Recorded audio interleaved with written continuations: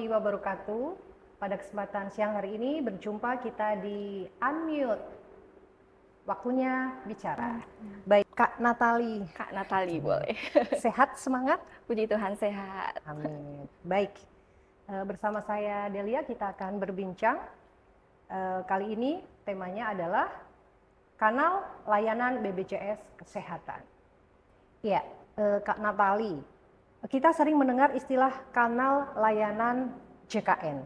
Apa ini sebenarnya yang dimaksud dengan kanal layanan? Kanal layanan Iya. ya. Terima kasih. Jadi kalau untuk kanal layanan sendiri, biasanya fenomena peserta kan kita arahkan untuk ke kanal layanan. Apa sih kanal layanan itu? Iya. Mbak siapa sih kanal layanan itu? Iya. Gitu ya. Jadi kalau untuk kanal layanan sendiri itu adalah media atau tempat yang bisa digunakan atau diakses oleh, kalau kami sebut ke masyarakat yang sudah terdaftar di JKN adalah peserta. Jadi bisa digunakan oleh peserta JKN atau calon peserta JKN untuk mengakses seperti layanan administrasi berupa bisa pendaftaran, kemudian perubahan data, pemberian informasi, pengaduan, bahkan saran ataupun aspirasi pun juga bisa. Jadi kanal layanan JKN ini media atau tempat yang bisa diakses oleh si peserta JKN atau calon peserta. Jadi sebuah media, bukan Betul. orang gitu ya. Iya, bukan Mbak siapa gitu. Iya, bukan ya. Iya. Mungkin kan masyarakat juga belum tahu ya apa saja sih layanan JKN itu gitu. Iya, kalau untuk kanal layanan JKN sendiri itu sebenarnya banyak, Mbak. Jadi kami bagi dua ya. Yang pertama itu kanal layanan JKN non tatap muka, di mana non tatap muka ini si peserta untuk mengakses ini tidak perlu kontak fisik terhadap petugas. Jadi yang dimanfaatkan adalah komunikasi melalui layanan digital. Nah, untuk kanal layanan non tatap muka sendiri, kami itu ada beberapa. Yang pertama adalah website BPJS Kesehatan. Kemudian ada Aman JKN.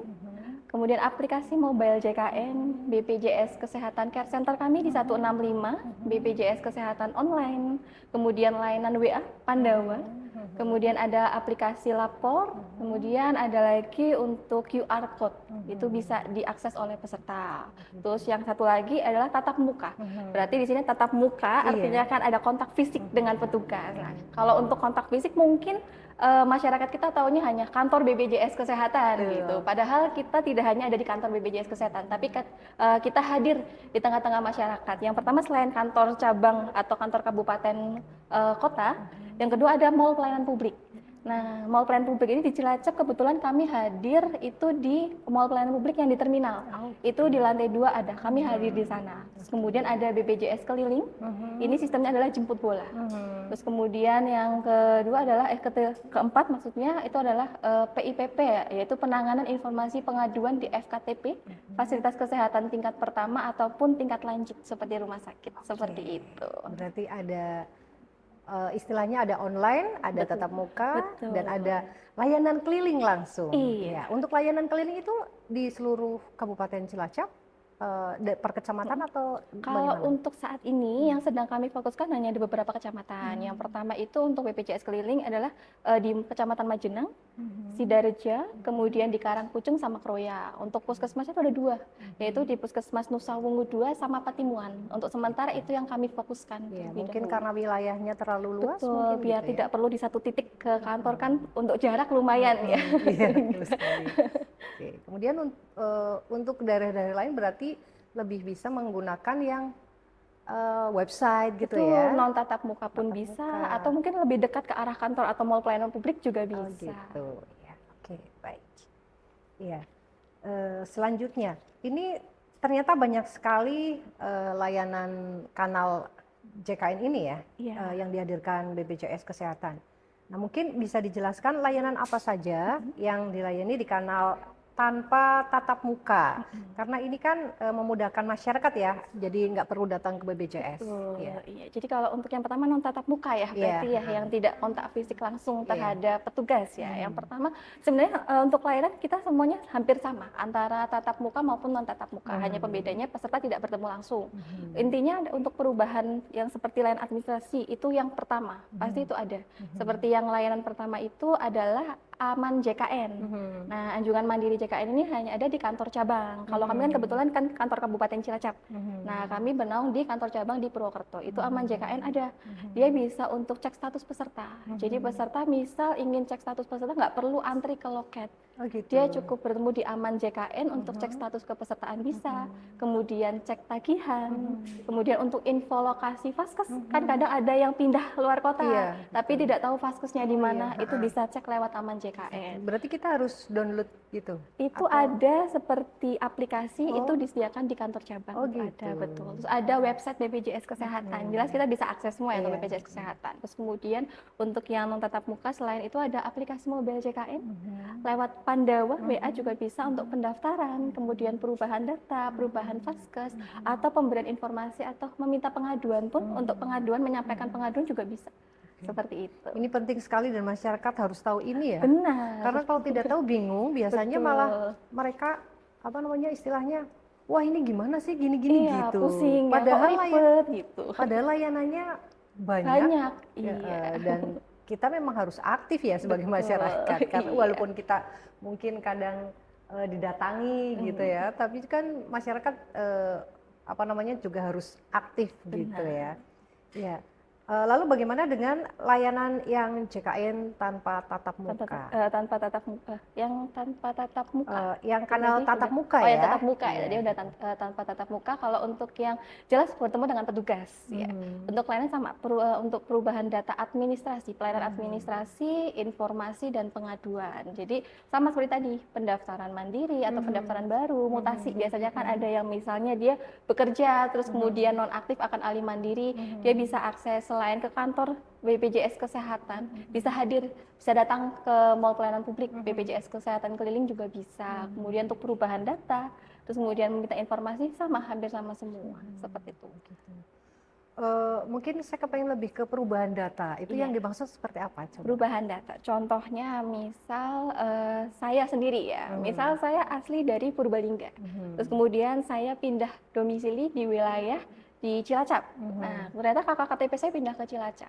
Berarti kan data di aplikasi mobile JKN atau kartu digital di kepesertaan BPJS kan saya alamat di Purbalingga. Lalu saya ingin pindah alamat. Gimana caranya sih pindah alamat gitu sesuai dengan kakak KTP sekarang gitu. Selain kalau ke kantor kok kayaknya rame sekali. Terus kok saya harus antri sedangkan saya juga harus bekerja gitu kan.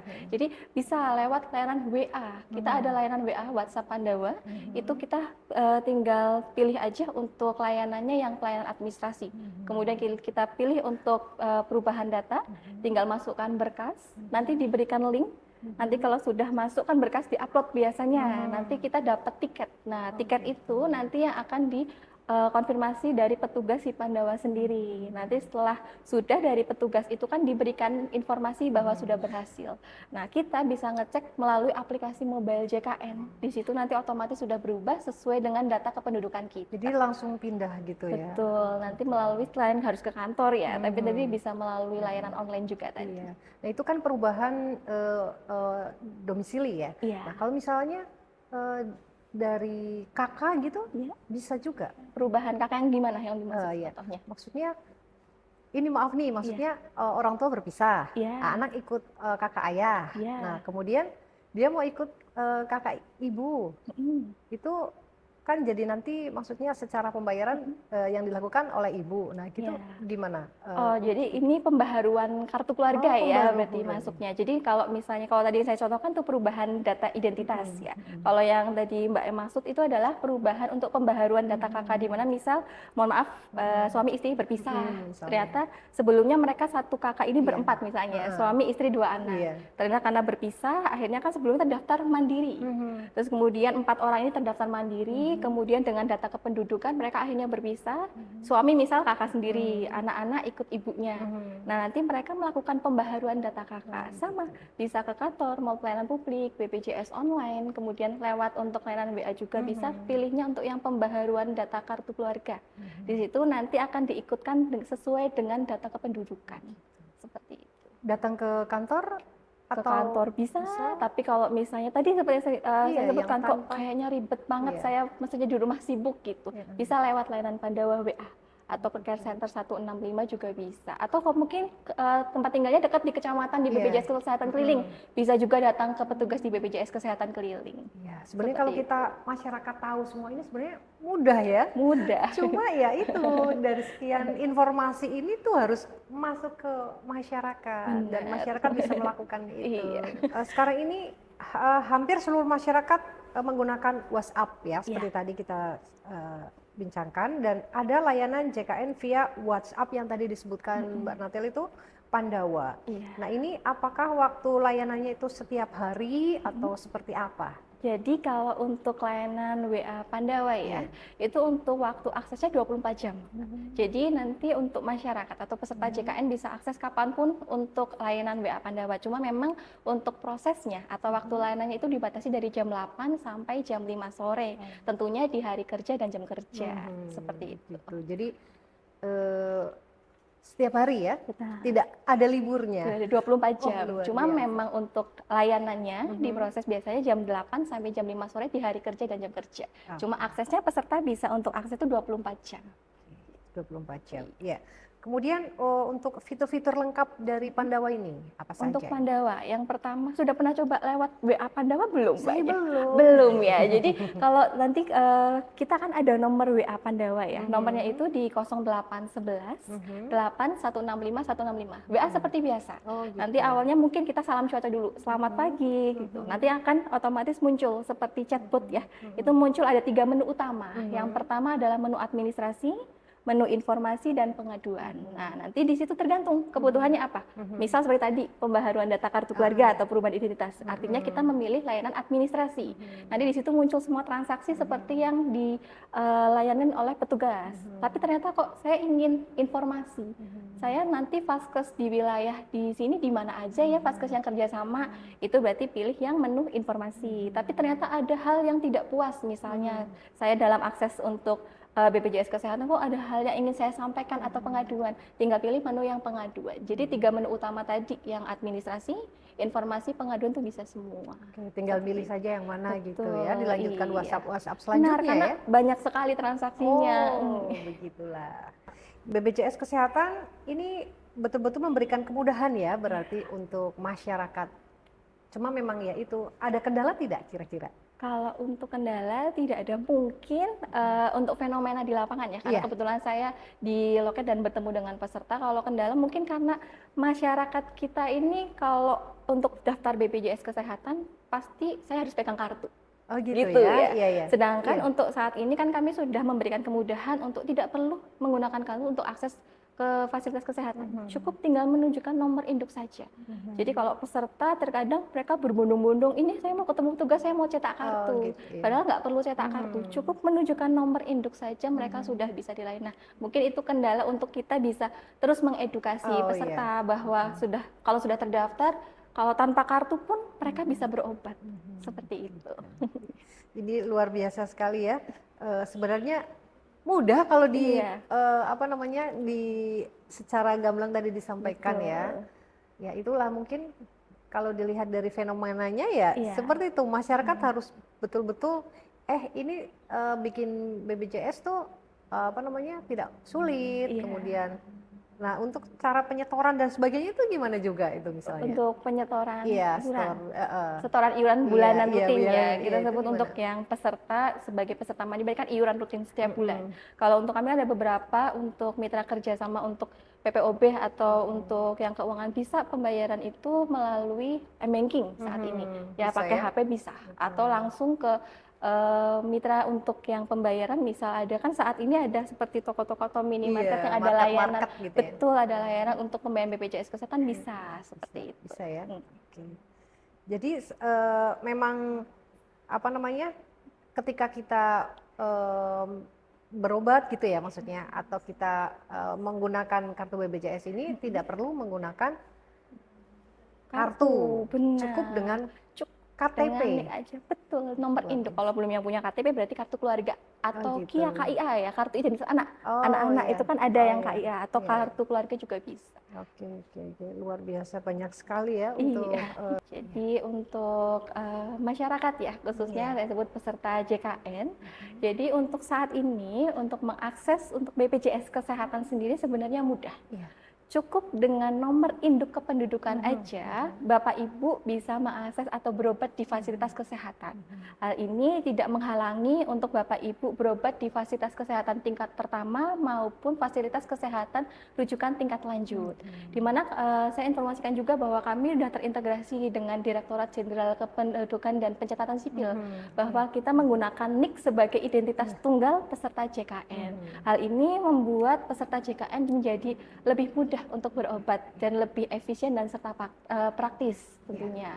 Dan untuk BPJS Kesehatan sendiri ini sebagai salah satu langkah kami untuk memberikan kemudahan bagi peserta JKN dalam program transformasi mutu layanan di mana mudah, cepat dan setara. Dan kami pun BPJS Kesehatan mengharapkan untuk partisipasi Bapak Ibu masyarakat Indonesia, tidak hanya fasilitas kesehatan aja, bahwa kita sistem ini kan gotong royong.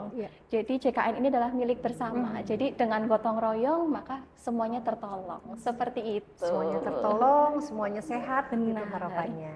Untuk selanjutnya, ini kan ada kasus gitu ya, kasus tagihan melalui WhatsApp. Nah itu apakah betul atau tidak? Kadang kan kita ragu, wah ini benar atau bohongan sih? Atau mungkin penipuan. Penipuan gitu ya. Jadi kalau untuk tagihan ya tadi disebutkan ya. Jadi kalau untuk tagihan peserta utamanya untuk yang menunggak ya berarti. Jadi kalau untuk tunggakan biasanya kita reminder selain melalui SMS bisa lewat WA juga. Benar memang akhirnya ini banyak ada yang di WA terkait untuk tunggakan. Tapi saya pesan juga kepada masyarakat untuk memastikan bahwa WA yang diterima itu adalah WA resmi dari BPJS Kesehatan. Kok misalnya ragu, misalnya peserta dapat WA, kok saya dapat BPJS Kesehatan KC Purwokerto misal, saya punya tunggakan sekian. Ini benar nggak sih gitu? Saran saya langsung dicek aja. Berarti untuk ngeceknya kalau misalnya lewat online kok masih nggak ragu, kan ingin ketemu dengan petugas langsung, boleh tadi ke kantor atau ketemu petugas, ketemu kami. Nanti untuk kita cross check dulu, karena kan banyak apalagi fenomena sekarang untuk online ya, itu WA, kemudian penipuan berbagai segala macam itu banyak. Jadi intinya kepada masyarakat juga hati-hati kalau misalnya dapat WA, dipastikan dulu saran saya. Oke. Begitu, mudah-mudahan nanti bisa dipahami ya. Oke, untuk selanjutnya nih, bagaimana alur layanan pendaftaran pada saat emergensi? Butuh ya, lagi ini mau digunakan nih gitu kan, sakit. Jadi kalau untuk pendaftaran sebagai peserta mandiri ya, ini kita jelaskan terkait yang pesertaan mandiri atau yang iuran sendiri. Jadi di sini untuk kepesertaan yang memang murni baru, belum pernah punya sama sekali. Ketika nanti dia diregistrasikan, mau nggak mau dia harus menunggu 14 hari, masa administrasi 14 hari. Tapi ketika peserta sudah memiliki kepesertaan sebelumnya, contoh dari tempat kerja sudah nonaktif, tapi dia ternyata sakit, belum sempat ngurus pengaktifan kembali kepesertaan yang dari perusahaan ke mandiri. Itu bisa nggak sih langsung aktif? Bisa. Sekarang ada kebijakan yang tanpa 14 hari. Tapi ini berlaku untuk peserta peralihan. Dan di mana nanti tagihan itu akan tertagih dari bulan nonaktif terakhir di kepesertaan. Artinya melanjutkan kepesertaan tanpa jeda 14 hari. Nah, untuk ngurusnya tidak hanya ke kantor, tapi melalui WA Pandawa tadi, biasanya nanti akan diberikan pilihan. Mau memilih yang langsung aktif tanpa 14 hari atau menunggu 14 hari. Seperti itu. Berarti termasuk kayak wanita hamil, udah siap-siap nih, harus sejauh-jauh harus sudah membuat persiapan dari jauh-jauh hari. Seperti itu.